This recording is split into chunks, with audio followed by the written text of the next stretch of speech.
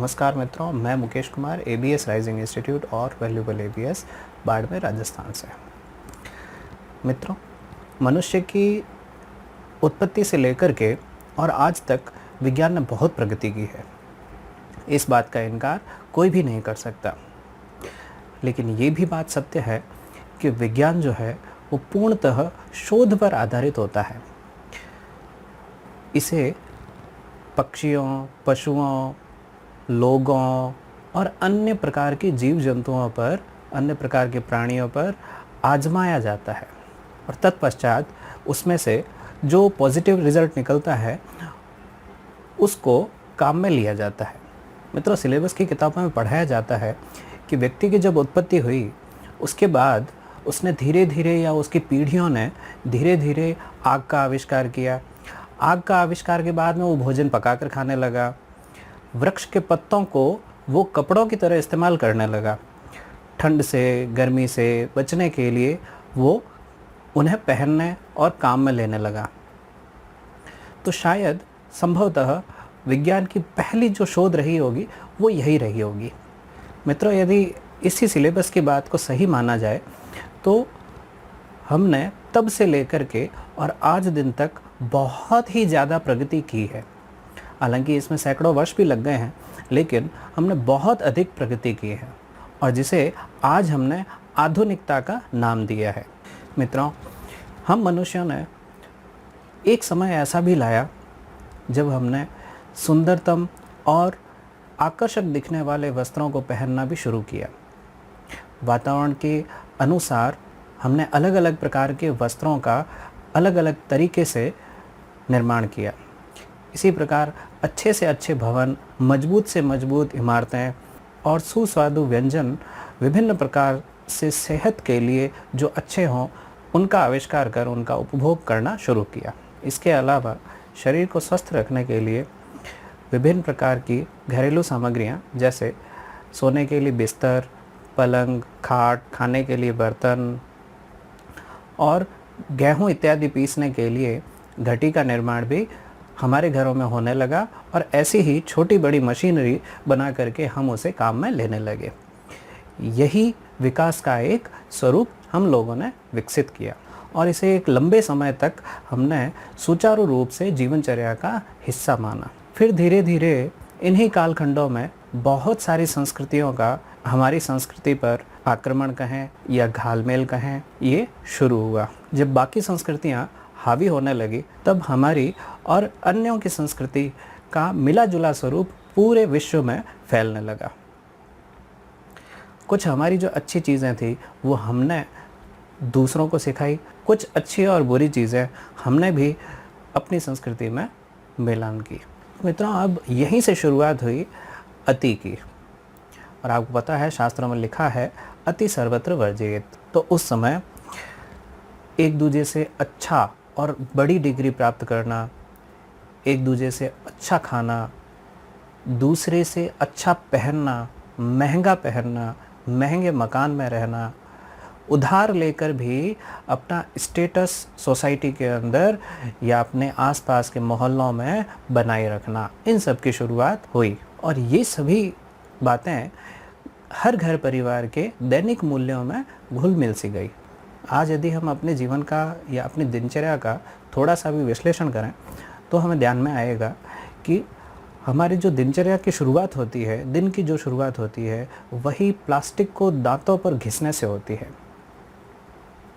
अब एक ये पहला जो उदाहरण है, इसी को अगर हम ढंग से समझ लेंगे तो हमें बाकी सारी चीज़ें विश्लेषण करने में बहुत सहायता मिलेगी। आप बाकी चीज़ों को स्वयं विश्लेषण करने लगेंगे, स्वयं आप विचार करने लगेंगे कि हमारे जीवन के ऐसे कौन कौन से अंग हैं जो हमें लाभ की जगह हानि पहुंचा रहे हैं। ज़रा ध्यान दीजिए, आज से कुछ दशकों पहले, थोड़ा से पुराने समय में हम जाएं तो उस समय में लोग नीम का दातुन करते थे। उनके जो दांत है वो मरणावस्था तक भी बहुत स्वस्थ और सॉलिड रहते थे। फिर धीरे धीरे टीवी का प्रचलन हुआ, टीवी विज्ञापन का प्रचलन हुआ, फिर अन्य प्रकार के विज्ञापन जो अखबार में पोस्टर्स के थ्रू, पैम्पलेट्स के थ्रू ये हमारे सामने आने लगे। और मित्रों उन विज्ञापनों में हमें ये सिखाया गया, हमें ये समझाया गया कि बाहर जो खुले में नीम है उस पर तो कितने प्रकार के कीटाणु होते हैं, तो वो जब हम अपने दांतों पर घिसते हैं तो दांतों पर भी कीटाणुओं का असर होता है। विज्ञापनों के अंदर एक डॉक्टर का जैकेट पहन करके और हमें ये बताया गया कि आपके दांतों का अगर आप डबल लेंस से देखते हैं तो पता चलता है अंदर कीटाणु कुछ घूमते फिरते नज़र आते हैं। ऐसा हमने करके भी नहीं देखा कभी, लेकिन टीवी में ऐसा दिखाया कि दांत के ऊपर जैसे ही वो डबल ग्लास रखते थे तो कीटाणु जो है वो बड़े बड़े से नज़र आते थे। फिर कई सारी कंपनियों ने दंत मंजन लॉन्च किए, तो हमने नीम के दातुन को छोड़ करके और दंत मंजन को अपनाना शुरू किया। उसके बाद में फिर से विज्ञापन आने शुरू हुए। अब नए प्रकार के कीटाणुओं को मिटाने के लिए अब सारी कंपनियां जितने भी टूथपेस्ट और ब्रश बनाती थी, इस बात पर एक दूसरे को नीचा दिखाने के लिए अड़ गई कि हमारा वाला जो ब्रश है या हमारा वाला जो टूथपेस्ट है वो ज़्यादा कीटाणुओं को मारता है। हालांकि वो भी 100% नहीं कहते, वो भी 99% कहते हैं, ताकि 1% अगर कोई चूक भी हो जाए तो भी हमारी चूक भी माफ़ हो जाए। और हमने टीवी पर या फिर अन्य जगहों पर जिसका विज्ञापन हमने ज़्यादा देखा, उसी विज्ञापन को हमने यथार्थ मानना शुरू कर दिया। और मज़े की बात मित्रों ये हुई कि इतने वर्षों से कम 30-40 वर्षों से हम लोग दातुन का प्रयोग कर रहे हैं, प्लास्टिक के दातुन का हम प्रयोग कर रहे हैं, अलग अलग प्रकार के टूथपेस्ट हम ला करके और प्रयोग ले रहे हैं। और ये सारे के सारे केवल और केवल शोध है, केवल और केवल प्रयोग हैं। आप थोड़ा सा अपने जीवन को या अपने परिवार को लेकर के और विश्लेषण करेंगे तो आपको ध्यान में आएगा कि पहले जब नीम का दातुन करते थे तब तो दांत मजबूत रहते थे। ये जो दांत में सेंसिटिविटी होती है, दांत हिलने लगते हैं, दांत दर्द होते हैं, ये जितनी भी समस्याएं हैं दांतों की, ये पहले क्यों नहीं होती थी। लेकिन जब से हमने वो डबल ग्लास वाले कीटाणुओं को देख करके और उस भय से जब हमने ये प्लास्टिक के दंतमंजन और ये इस्तेमाल करने शुरू कर दिए, तब से हमारे दांतों की जो पकड़ है, जो मजबूती है, जो उसकी सहनशीलता है, वो दिनों दिन घटती चली गई। मित्रों, भरी जवानी में भी दांतों पर इंजरी होना स्वाभाविक हो गई है, सामान्य हो गई है। कुछ ज़्यादा गर्म हम नहीं खा पाते, कुछ ज़्यादा ठंडा हम नहीं खा पाते, कोई मजबूत चीज़ हम चबा नहीं पाते। और भरी जवानी में 25-30 साल की उम्र से दांतों की प्रॉब्लम शुरू हो जाती है। जबकि इतनी बड़ी बड़ी कंपनियों ने और दावे के साथ वो कंपनियां कहती है कि हमारा ये टूथपेस्ट कीजिए। आप भी विचार कर रहे होंगे कि आपके घर में भी महंगा से महंगा, अच्छे से अच्छा टूथपेस्ट लाया जा रहा होगा। अगर आपकी उम्र आज 25 साल है, 30 साल है, 35 साल है, तो आपके बचपन से आप टूथब्रश कर रहे होंगे और मार्केट में जो लेटेस्ट से लेटेस्ट प्रोडक्ट चल रहा होगा उसका इस्तेमाल आपके घर में हो रहा होगा। फिर भी इन सब के बावजूद भी आपकी समस्या जस की तस है, उल्टा बढ़ रही है। आपके माता पिता ने अगर अपनी जवानी में ब्रश करना शुरू किया था तो उनके दांत अगर 50 साल की उम्र में हिलने लगे या कमज़ोर पड़ने लगे या और कोई प्रॉब्लम होने लगी तो आपके तो 25-30 में शुरू हो गए, कुछ के तो 18-20 में शुरू हो जाते हैं। क्या कारण है मित्रों? याद रहे, हम पूरी दिनचर्या की बात कर रहे हैं, लेकिन दिन का केवल और केवल पहला जो काम है वो हमने एक विश्लेषण करने के लिए मुद्दा उठाया है। और तो और मित्रों, आधुनिकता हमारी यहीं नहीं रुकी है। आज भी आप देख रहे होंगे, आज भी आप सोच रहे होंगे, समझ रहे होंगे, और भी नए नए प्रकार की कंपनियां, यहाँ तक कि कई कंपनियां तो नाम बदल करके फिर से मार्केट में आ जाती है। कंपनी का स्ट्रक्चर सेम, प्रोडक्ट सेम, सब कुछ सेम, केवल और केवल नाम बदल देते हैं। तो नाम बदल करके फिर से वो मार्केट में आकर के आपको बताते हैं कि देखो देखो देखो देखो, इसके अंदर है ना, ये दाढ़ होती है ना, दाढ़ के अंदर भी ऐसा ऐसा कोई कीटाणु होता है। देखिए डबल ग्लास से देखिए, ये देखिए। फिर वो बताते हैं कि कोई चौथी पाँचवीं में पढ़ता हुआ, स्कूल बैग लगाया हुआ, और बच्चा जैसे ही कोई आम खा रहा होता है या सेब खा रहा होता है तो उसको अचानक से दांत में दर्द होता है, ऐसा विज्ञापन में दिखाया जाता है। और फिर डॉक्टर वहाँ से कहीं से प्रकट होता है, सफ़ेद कोट पहना हुआ, और वो आपके बच्चे को, या जो विज्ञापन में बच्चा है उसको सजेस्ट करता है, उसकी माँ को सजेस्ट करता है, उसके बाप को सजेस्ट करता है कि आप ये फलानी कंपनी का टूथपेस्ट इस्तेमाल कीजिए।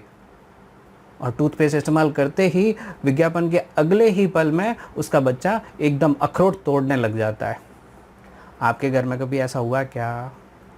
आपने तो 25 साल 30 साल लगातार अच्छे से अच्छे लेटेस्ट से लेटेस्ट प्रोडक्ट आपने काम में लिए, अखरोट तोड़ पाए क्या कभी? नहीं तोड़ पाए। और भविष्य में ये खोजें लगातार और जारी है, ये लगातार जारी है, और आगे आने वाले 2 साल 5 साल के अंदर और भी ऐसे ऐसे नए से नए प्रोडक्ट आएंगे। और याद रहे, आपके दांत दर्द अगर 25 और 30 साल की उम्र में शुरू हो गए हैं, दांतों की समस्याएं शुरू हो गई है, तो आपके जो आने वाली पीढ़ियां हैं उनकी समस्याएं 18 में शुरू हो जाएगी, 11 वर्ष 12 वर्ष में शुरू हो जाएगी।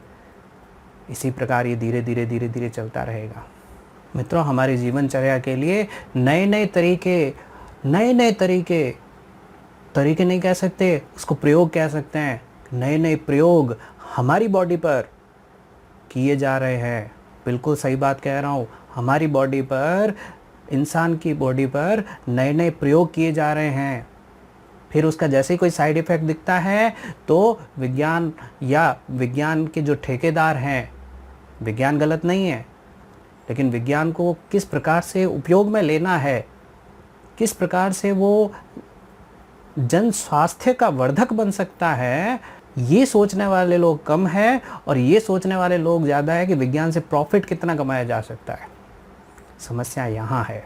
आज विज्ञान में कोई शोध होती है तो वो पुरानी बीमारियों को ख़त्म करने के लिए हो रही है, लेकिन सच्चाई ये है कि पुरानी बीमारियां तो ख़त्म हो रही है, लेकिन आज जो शोध हो रही है उससे जो नई बीमारियां कल और बनने वाली है उसकी शोध भी लगातार चलती रहेगी। जबकि वो जो नीम का दातुन था ना, वो हजारों वर्षों से चला आ रहा था, और नीम के दातुन में किसी को भी किसी प्रकार का शोध करने की कभी आवश्यकता पड़ी ही नहीं, और हमारे ऋषि मुनियों ने कभी शोध किया भी नहीं। क्यों? क्योंकि उन्हें पता था जो चीज़ चल रही है, लगातार चल रही है, जिस चीज़ में हमको कोई प्रॉब्लम भी नहीं है, कोई इश्यू नहीं है, उसे बदलने की आवश्यकता कहाँ। यहाँ पर मैं एक बात क्लियर कर देता हूँ, यहाँ पर एलोपैथी, आयुर्वेद, होम्योपैथी, इसमें से किसी से कोई सीधा सीधा संबंध, कोई प्लस में, कौन माइनस में, कौन कितना ऊपर, कौन कितना नीचे, इस बात की बहस नहीं है। ये केवल और केवल स्वयं विचारने की बात है, स्वयं विश्लेषण करने की बात है। मित्रों, हमने अपने इस वीडियो में दांतों को लेकर के चर्चा की, दांतों को लेकर के चर्चा की, साइंस ने क्या प्रगति की, कितनी प्रगति की, और प्रगति से फ़ायदा क्या हुआ, इस पर थोड़ा सा हमने प्रकाश डालने का प्रयास किया। अब आप स्वयं, कभी भी आपके पास रिक्त समय हो, आप स्वयं इस बात पर विचार करें कि एक दातुन के अलावा भी दिन का जो दूसरा काम है, दिन का जो तीसरा काम है, चौथा काम है, इस प्रकार से रात में सोते तक का जो काम है, उन सब के लिए हम क्या क्या प्रोडक्ट काम में लेते हैं, किस तरह से हम उन सारे प्रोडक्ट का उपयोग करते हैं, किस तरह से हमने अपनी जीवनचर्या ढाल रखी है। पहले अच्छा था या हमने प्रगति की? सवाल एक ही बनता है, विज्ञान ने प्रगति तो की, लेकिन क्या स्वास्थ्य के बारे में खिलवाड़ करके की? या अपने आप को आधुनिक हम तभी मानेंगे कि जब हम कुछ न कुछ नया करते रहें। इसकी कोई आवश्यकता नहीं है मित्रों। ये जो शोध करने की जो चीज़ बनी बनाई है, ऑलरेडी है, एग्जिस्ट करती है, उसी के अंदर हम कुछ नया जोड़ करके, कुछ उसमें चेंजेस करके, और हम नया प्रयोग करने की इच्छा रखते हैं। दांतों पर प्रयोग किए जाएं, बालों पर प्रयोग किए जाएं, त्वचा पे प्रयोग किए जाएं, आँखों पे प्रयोग किए जाएं, यहाँ तक कि खान पान की चीज़ों पर भी प्रयोग किए गए। ये टॉपिक बहुत ज़्यादा लंबा हो सकता है। अगर हम एक एक विषय की चर्चा करें तो बहुत ज़्यादा लंबा हो सकता है। दांतों के एग्जाम्पल से केवल और केवल मैं ये बात आप तक पहुंचाना चाहता हूं कि बाकी प्रोडक्ट्स के बारे में, बाकी चीज़ों के बारे में साइंस ने कितनी प्रगति की है, और उस प्रगति का हमारे जीवन पर, हमारे स्वास्थ्य पर, हमारी उम्र पर कितना असर पड़ा है, ये हमें विचारना है। पहले क्या लोगों के दांत गंदे रहते थे? पहले कभी आपके, हमारे दादा परदादा के समय में कभी हार्ट अटैक, कभी लीवर, कभी किडनी, कभी ब्लड प्रेशर, ऐसी कभी कोई समस्याएं हमने नहीं सुनी। लेकिन जैसे जैसे सुविधाएं हो रही है, वैसे वैसे ये समस्याएं कैसे पैदा हो रही है, क्यों हो रही है? क्या साइंस को आज ये विचार नहीं करना चाहिए कि क्यों न हम थोड़ा सा पास्ट में जा कर के इस चीज़ का विश्लेषण करें। आज बॉडी में जो प्रॉब्लम्स उसको परेशान कर रही है, उस पर शोध करते करते साथ में इस बात पर भी शोध करें कि जो पुराने लोग थे वो ऐसी क्या जीवनचर्या लेते थे, ऐसे क्या उनके दिनचर्या के अंदर ऐसी कौन सी चीज़ें शामिल थी जो उन्हें 100 साल और उससे भी ऊपर भी उम्र देती थी। जबकि आज की जो जीवनचर्या है, एक औसतन व्यक्ति को जो उम्र हो गई है 60-65 तक सिमट करके रह गई है। मित्रों, मेरा जो सामाजिक दायरा है वो बहुत ज़्यादा लंबा चौड़ा, बहुत ज़्यादा बड़ा नहीं है, लेकिन फिर भी मैं चाहता हूँ कि जिस टॉपिक पर, जिस विषय पर मैं विचार करता हूँ, मैं जो विचार रखता हूँ, और यदि वो सही हो तो उसका विश्लेषण मेरे आसपास के लोग तो अवश्य करें। और यदि मैं किसी भी चीज़ में गलत हूँ तो आप उस कमी को भी सहर्ष कमेंट बॉक्स में नीचे ज़रूर लिखें, मुझे ज़रूर बताएं कि मुकेश जी आप इस जगह पर गलत हैं, यह बात आपने गलत कही है। मैं ऐसा नहीं कह रहा हूँ कि 100% साइंस आज आधुनिकता वाली गलत है, नहीं।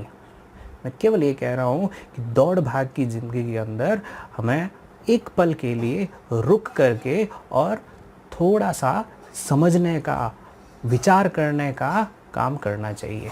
थोड़ा सा हमें इस बात के लिए ज़रूर विचार करना चाहिए कि पहले लोग इतने स्वस्थ कैसे रहते थे, उनकी जीवनचर्या इतनी अच्छी कैसे थी, कभी डिप्रेशन में नहीं आते थे वो लोग, कभी नहीं, आत्महत्या कभी नहीं होती थी, ऐसा कैसे संभव है? मित्रों, मेरा विरोध केवल और केवल अति पर है। जो हम अति कर रहे हैं पहनावे को लेकर के, खान पान को लेकर के, विज्ञान में शोध को लेकर के, जितने प्रकार की हम अति कर रहे हैं, मेरा विरोध केवल और केवल उस अति पर है। क्योंकि एक समय ऐसा था जब हमने सब कुछ अचीव कर लिया था। हमें विभिन्न प्रकार के व्यंजन हमने बना दिए थे, विभिन्न प्रकार के पहनावे हमने बना दिए थे, सब कुछ सही चल रहा था। फिर धीरे धीरे धीरे धीरे धीरे धीरे ये आधुनिकता की आंधी ऐसी कैसे हो गई कि सब चीज़ों में अति हो गई, और अति भी ऐसी जिसने व्यक्ति को खुद से ही छीन लिया। आज यदि आप कहीं पार्क में या कहीं पर भी टहलने के लिए निकलते हैं तो सामने वाला व्यक्ति, यदि आपको सामने से आ रहा है, कोई काम जा रहा है तो वो आपको कहेगा कि आपके पास में इतना समय कैसे होता है वॉक करने के लिए या टहलने के लिए। यानी कि संसार में जो टहलना है, जो स्वास्थ्यवर्धक है, मतलब एक तरह से कह सकते हैं कि स्वास्थ्य का 1% है, एक्सरसाइज का जो 1% है, वो टहलना भी लोगों को बहुत एक तरह से निकम्मेपन की निशानी लगने लगा है। उनको लगता है इनके पास कोई काम नहीं होगा, इसलिए ऐसे ही टहलने के लिए, ऐसे ही घूमने के लिए निकल पड़े। स्वास्थ्य के बारे में ये केयरलेस, ये असावधानी कैसे, कहाँ से पनपी? तो मित्रों, मेरा केवल इतना ही आपसे कहना है। इस मुद्दे पर आप विचार ज़रूर कीजिएगा। अगर कोई बात आप मुझे समझानी चाहें तो आप कमेंट बॉक्स में ज़रूर लिख दें, मैं उस पर भी विचार करके और चिंतन करूँगा। अगली बार फिर मिलेंगे किसी एक नए मुद्दे को लेकर। आप सभी ने मुझे सुना, बहुत बहुत धन्यवाद।